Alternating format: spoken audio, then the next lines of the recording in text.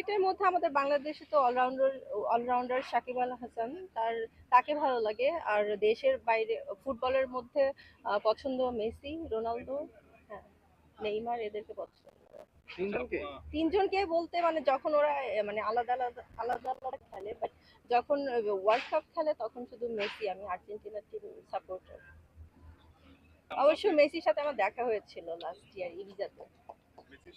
হ্যাঁ, আমরা ছবি একসাথে তুলেছিলেন? একসাথে পার্টি করেছি ওখানে ইবিজাতে। একটা উষায়া একটা ক্লাব আছে, তো ওখানে সবাই যায়, সব বলিউডের সবাই আসে। তো তখন দেখা হয়েছিল ওখানে।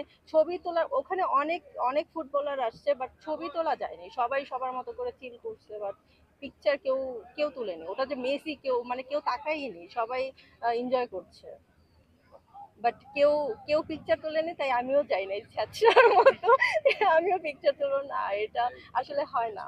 বাংলাদেশে যেমনটা হয় হ্যাঁ, আসলে বাংলাদেশে যদি আমরা দেখি আল্লাহ মেসি, তখন তো সবাই যে হুমড়ি খেয়ে পড়বে, বাট বাইরে এটা ব্যাপার না। এটা হচ্ছে এয়ারপোর্টে আমি যখন প্যারিসে গিয়েছিলাম, তখন দেখা গেল আমরা পাশাপাশি রাজকুমার রাও বলিউডের, হ্যাঁ, তারপর মালাইকা অরোরা, এরা হচ্ছে সব মানে আমরা একসাথেই বের হয়েছি এয়ারপোর্ট থেকে। সো আমার মনে হয়নি যে আমি পিকচার তুলি। আমার কাছে মনে হচ্ছে নর্মাল মানুষের মতোই।